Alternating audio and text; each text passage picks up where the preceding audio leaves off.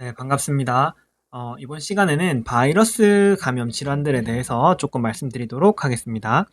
자, 먼저 HIV 감염이죠. 인체 면역결핍 바이러스 감염 말씀드리고, 그 다음에 인플루엔자, 댕기열, 광견병, 이렇게 총 4가지에 조금 집중해서 이번 시간에 말씀드리고요. 그런데 사실 문제는 여기 EBV 바이러스, EBV죠. 앱스타인바 바이러스랑 바리스타 조스터 바이러스.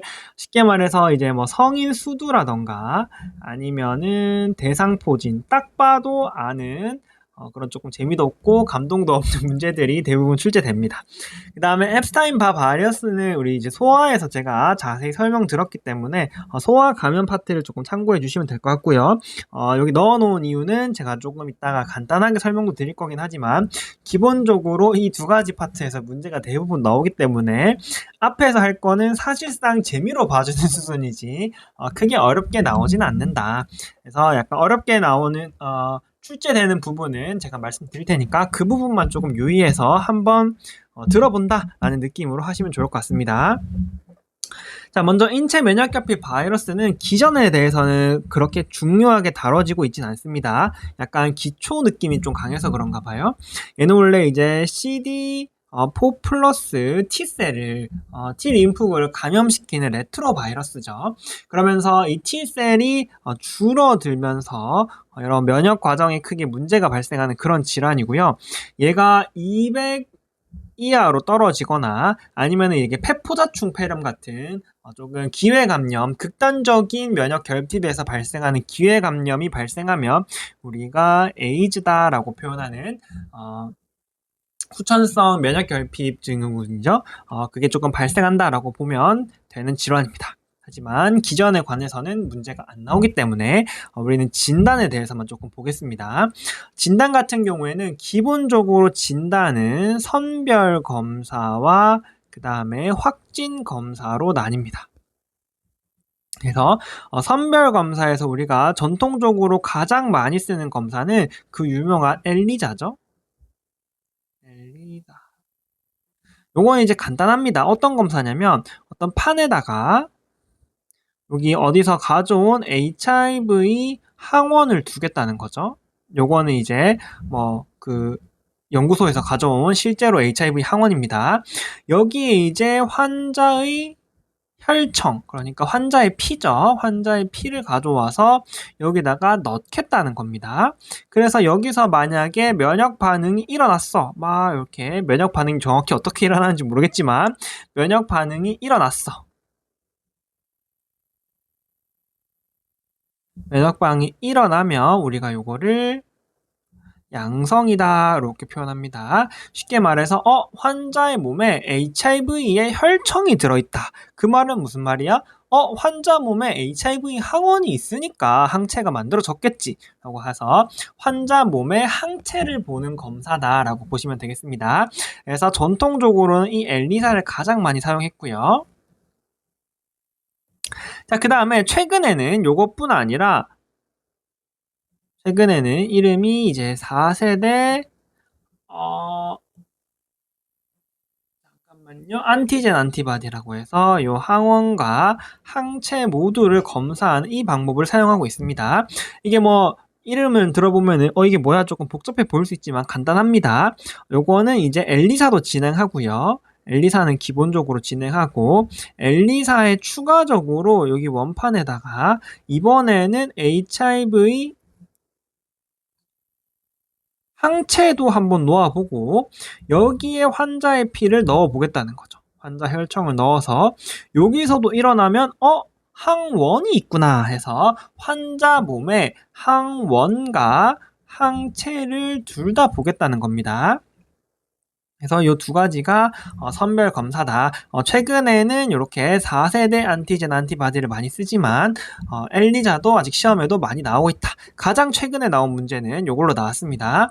그래서 뭘 해야 되냐고 나오진 않습니다. 그냥 문제에서 안티젠 막 이렇게 막 검사 이렇게 해가지고 아니면은 HIV 이렇게 뭐 바이러스 인체 면역결핍 바이러스 안티젠 안티바디 이렇게 해서 안티젠 플러스 안티바디 마이너스 이렇게 나왔습니다. 그래서 환자 몸의 안티젠과 안티바디를 모두 검사하는 4세대 안티젠 안티바디 검사를 진행했구나 라고 우리가 확인만 해주시면 되겠다. 자, 그러면은 확진 검사는 뭐가 있냐? 확진 검사는 가장 유명한 웨스턴 블랏 있죠? 이제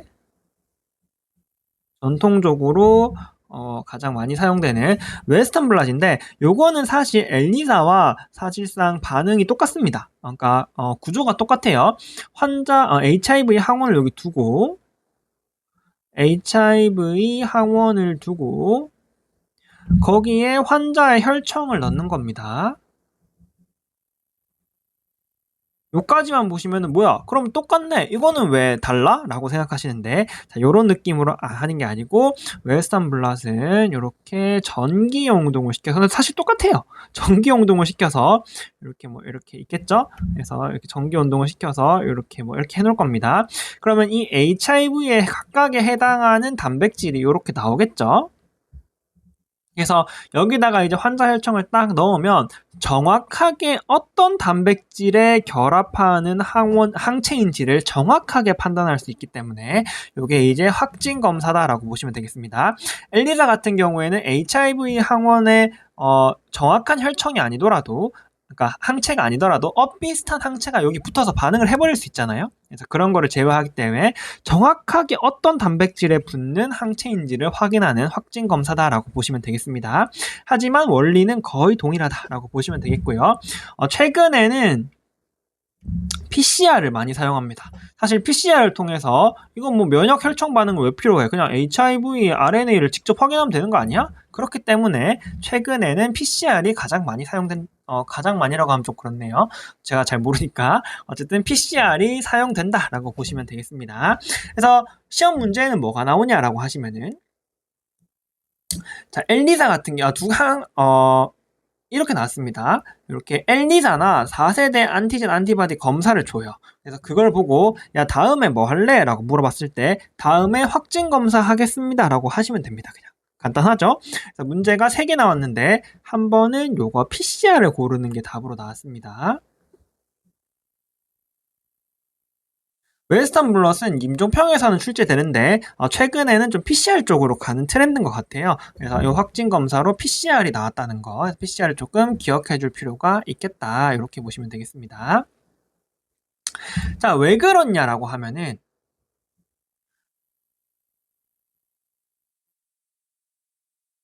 우리 몸에는 윈도우 피어리어드라는 게 있습니다.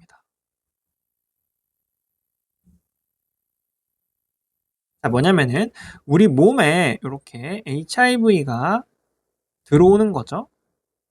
HIV가 우리 몸에 딱 들어왔을 때 들어오자마자 이 안에 충분한 양의 안티젠과 안티바디가 있지 않는 거예요.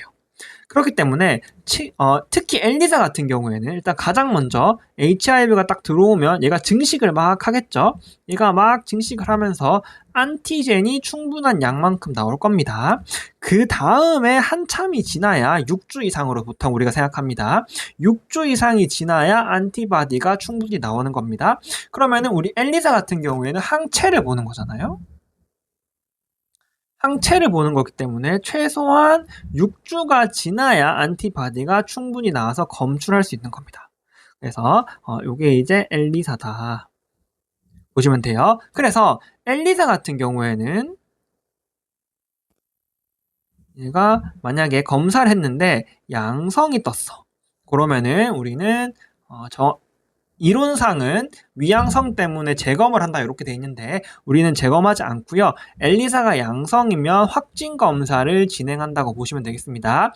이 확진 검사는 웨스턴 블럿이 선지에 있으면 웨스턴 블럿, PCR이 선지에 있으면 PCR로 하시면 됩니다. 선지에 둘 다 있는 경우는 없어요. 자, 그 다음에 엘리사가 음성이야. 그러면 야 끝이야 라고 하지 않고 우리는 반드시 재검을 합니다. 그래서 실제 임상에서는 HIV 감염의 가능성이 떨어지는 경우에는 그냥 종료한다 이렇게 돼 있습니다. 하지만 우리는 시험 문제를 푸는 입장에서 엘리사가 음성이면 이 윈도우 피리어드를 항상 고려해야 된다. 그렇기 때문에 우리 몸에 HIV가 들어왔어. 하지만 안티젠을 만드는데도 물론 시간이 걸리지만 그래서 시험 문제에서 이런 식으로도 많이 나옵니다. 안티젠은 있는데 안티바디가 없다. 그래서 안티젠 만드는데도 물론 시간이 걸리지만 여기서 안티바디가 만들려면 또 6주 정도의 시간이 필요하다라고 말하거든요. 그래서 음성 엘리사가 음성이어도 우리는 바로 종료하는 게 아니라 재검을 한다. 재검은 6주경에 재검을 한다라고 보시면 되겠습니다. 최초 노출 보통 불완전한 성관계니까 성관계 후 6주경에 재검을 한다라고 보시면 되겠습니다. 그래서 요게 시험에 한번 나왔었다. 요것도 한번 아니다. 요거는 임종평이니까 재검이 한번 나왔었다. 이렇게 보시면 되겠습니다. 확인 한 번만 해볼게요. 네, 이렇게 요거 PCR 여기서 양성일 때 확진 검사로 PCR하는 거 하나가 나왔었고요. 요거 PCR 해야 된다 하나 나왔었고요. 요렇게입니다. 요렇게 있을 때 PCR 해야 된다 요거 하나 나왔었고요. 하나는 야 음성일 때 뭐 해야 돼? 끝이야? 아니고 재검하겠습니다. 요게 하나가 나왔습니다. 요렇게 두 가지가 나왔고요. 자 마지막 같은 경우에는 그래서 요렇게 우리가 확진이 되었을 때 치료는 ART라고 보통 부르는데요. 안티레트로바이러스 세라피 이렇게 해가지고 ART라고 부르고 간단하게 말해서 그냥 피오로 항바이러스제를 먹겠다는 거죠. 물론 뭐 3제 이상의 복합 막 병용해서 막 쓰는데 그렇게까지 알 필요는 없고 우리는 피오로 항바이러스제를 먹으면 되겠다라고 하면 되고요. 요게 시험에 나온 게 아니라 시험에는 이렇게 나왔습니다. HIV 감염자의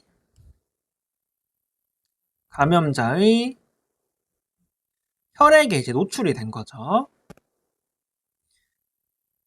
연구원이었나 의료진이었나 정확하게 모르는데 바늘에 찔렸거나 그랬습니다. 네, 그래서 혈액에 노출되었을 때 우리가 예방으로 뭘 해야 되냐 요게 이제 시험에 나왔습니다. 예방으로 뭘 해야 되냐 했을 때 가장 먼저 해야 되는 건 딴 거보다도 가장 최우선으로 해야 되는 건 예방적으로 피오 항바이러스제를 그냥 바로 치료를 합니다. 되시죠? 막 요렇게 의심되고 막 요럴 때 있잖아요. 뭐 불완전한 성관계를 했는데 어쩌고 저쩌고 할 때는 검사를 싹 진행해서 확진이 되면 항바이러스제입니다. 그런데 확실하게 HIV 감염자의 혈액에 노출이 되었다, 찔렸다. 그러면은 바로 예방적으로 피오 항바이러스제를 먹습니다. 요게 이제 시험에 나왔습니다.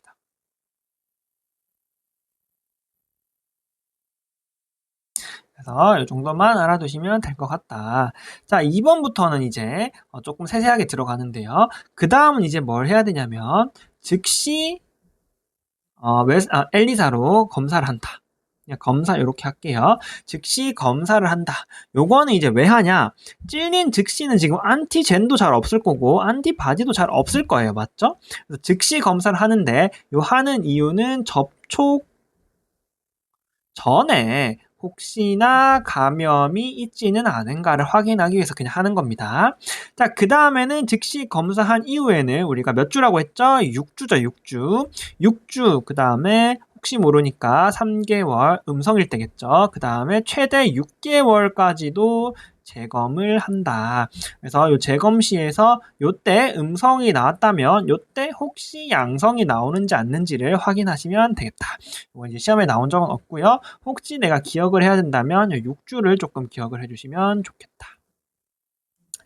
여기 흐름이 이해되시죠? 선별 검사로 엘리사나 아니면은 이런 4세대 안티젠 안티바이러스를 해서 여기서 양성이 나왔다. 그러면은 웨스턴 블랏이나 PCR로 확진 검사를 진행하시면 되고, 그다음에 치료 같은 경우에는 PO로 항바이러스제, 예방으로는 바로 항바이러스를 투여한 다음에 즉시 검사 후 6주 후에 재검한다라고 보시면 되겠습니다.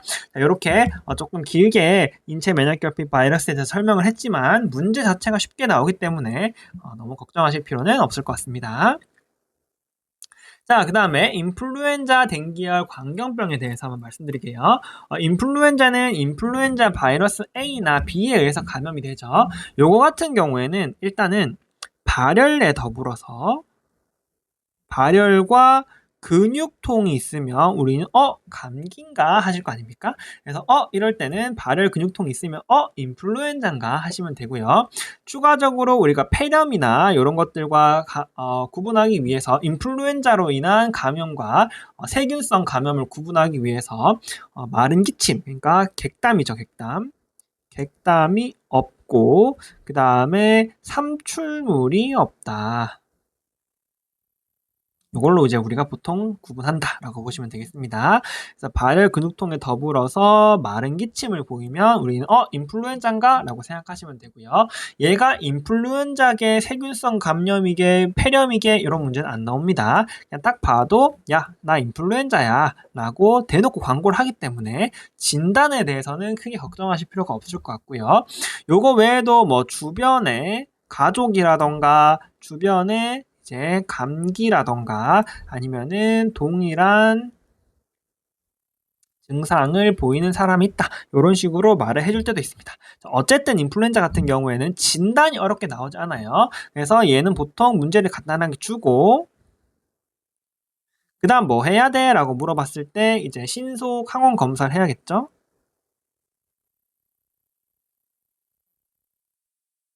그래서 신속 항원 검사가 파지티브라고 검사 결과까지 주는 경우도 있습니다. 그러니까 확실하게 야, 나 인플루엔자다 라고 그냥 문제에서 주는 거죠. 자, 그 다음에 문제에서 묻는 거는 보통 야, 치료 뭐 해야 돼? 라고 묻는데 치료는 보통 48시간 이내에 오셀타미어를 쓰죠. 오셀타미비를 사용하시면 되고요. 항바이러스입니다. 요거는 근데 주로가 아니죠. 요거는 이 바이러스가 막 복제되기 전에만 효과가 있기 때문에 증상 48시간 이내에 효과가 있는 것으로 알려져 있습니다. 자, 혹은 48시간이 지났더라도 폐렴이라던가 아니면은 중증 환자라던가 어쨌든 환자 바이탈이 조금 떨어지는 위험이라고 부를게요. 요건 위험군에서는 오셀타미비어를 사용한다. 그래서 이걸 사용하지 못할 때는 효과가 없으니까 아세타미노펜을 쓴다.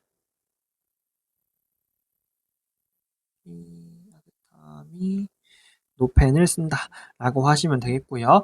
세 문제가 나왔는데 세 문제 다 모두 정답은 오셀타미비어였습니다. 그래서 이런 경우를 주로 준다라고 생각하시면 되겠고요. 문제 자체가 어렵지는 않다. 자, 댕기열은 이제 여행 후에 발열성 감염으로 그 여러 가지 있죠. 뭐 지쿤쿠나 어쩌고 열인가 하는 그런 세 가지 종류가 있는데 그 중에 나머지 두 개는 시험에 나온 적이 없고요. 댕기열 같은 경우에는 3번 정도 출제됐기 때문에 이 정도는 조금 알아두시는 게 좋을 것 같습니다. 자, 일단 동남아 여행 후에 여기 이제 동남아가 기억이 잘 안 나면 그냥 해외여행이라고 생각하셔도 됩니다. 해외여행 후에 발열과 발진이 있으면 우리가 요거를 보고 이거 여행 후 감염이다라고 생각하시죠. 여행 후 감염이다를 여기서 확인하신 다음에 그 다음에 얘가 댕기열인지 뭔지를 구분하기 위해서는 그 다음 조건이 필요합니다.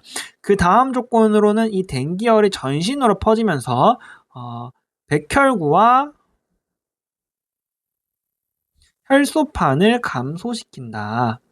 이거 어디서 많이 보던 거죠? 혈소판 감소 뭐였죠?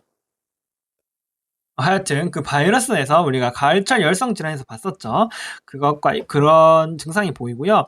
그다음 여기에 더해서 간염을 잘 일으키기 때문에 AST와 ALT가 상승하는 모습을 보인다. 그래서 이게 이제 중요합니다. 문제를 딱 보시고 야, 애가 여행 갔다 와가지고 여행을 갔다 왔는데 갑자기 발열과 여행 후에 발열과 발진이 있어. 야, 이거 여행자 감염이다. 그 중에 뭔데? 그 중에 백혈구랑 혈소판 떨어지고 AST, ALT 올랐어? 댕기열이네 라고 생각하시면 되겠습니다. 치료는 아세트아미노펜인데 단 한 번도 치료가 나온 적은 없습니다.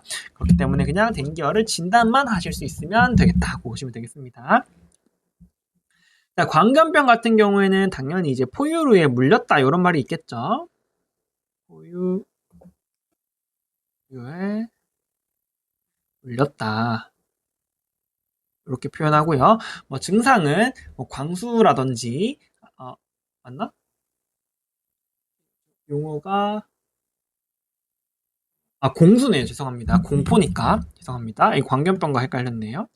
하이드로포비아죠. 어쨌든 물을 무서워하는 그런 증상이 나타날 수 있는데 증상보다 더 중요한 건 대처죠, 이제 대처.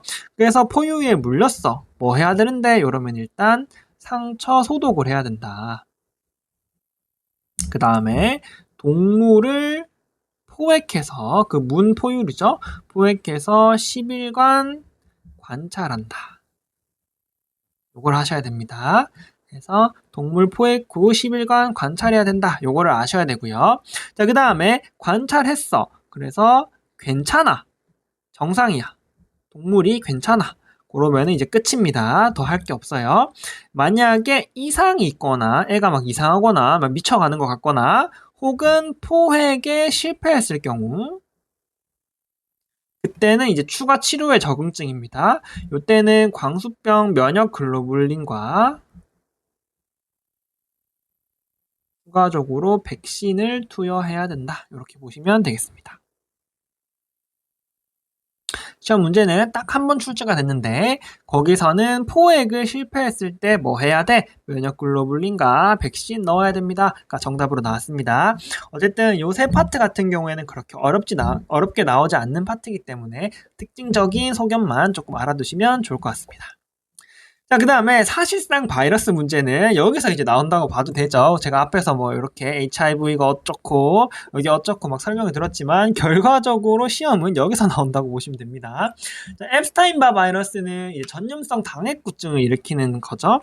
특징적으로 발열과 핵심만 말씀드릴게요. 소화 감염에 있습니다. 발열과 인후통에 더불어서 림프절 비대 그래서 우리는 보통 목이 부었다라고 표현하면 앱스타인바인가 생각하고 여러분들 다 똑같이 하시겠죠? 그 다음에 바로 CBC를 보면서 비정상 림프구가 있나 요것만 보시겠죠? 그래서 비정상 림프구가 있다라고 하시면은 요걸 보면은 우리가 이거 앱스타인바다 라고 하시고 자 문제는 두 가지로 나옵니다. 그 다음에 검사 뭐 해야 되랑 밖에 안 나오네요. 죄송합니다. 두 가지. 그렇죠. 진단이랑 그 다음 검사 뭐 해야 돼? 이렇게 나옵니다. 자, 검사는 이제 이종항체 검사를 하거나 아니면은 앱스타인바 바이러스 특이 IgM을 검사하겠다라고 하시면 되겠습니다. 그래서 이렇게 해서 문제는 두 가지죠. 요걸 보고 이거 뭐야? 이것도 줄 때도 있고 안 줄 때도 있습니다. 요것만 보고 이거 뭐 같아? 라고 하면 앱스타인 바이오 라고 하거나 아니면 그 다음 검사 뭐 할래? 라고 했을 때 요것 중에 하나 선지에 있는 거 하나 고르시면 됩니다. 치료는 바이러스니까 아세트아미노펜인데 안 나옵니다. 자, 바리셀라 조스터 같은 경우에는 대상 포진부터 좀 해볼까요? 대상 포진은 이제 덜마톰이죠. 피부를 따라서 이렇게 딱 봐도 그 보이는 거, 그 덜마톰을 따라서 퍼지고 치료는 아세트아미노펜이면 큰일 나죠. 아시클로보다 라고 보시면 되고요. 그 다음에 이제 성인 수두가 있는데요. 자, 수두 같은 경우에는 기본적으로는 우리가 소아 수두할 때 설명드렸는데 기본적으로는 경과 관찰을 합니다. 수두는 성인 수두라면 헷갈릴 테니까 수두라고 할게요.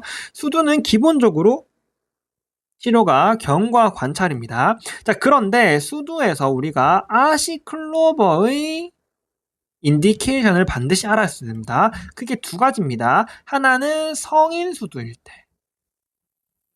그래서 요거를 굉장히 문제에서 좋아합니다. 성인 수두가 딱 보여주면서 뭐 해야 돼? 했을 때 아시클로버요를 고를 수 있어야 됩니다. 자, 그 다음에는 이제 미접종, 백신 미접종 소하다 라고 보시면 되겠다.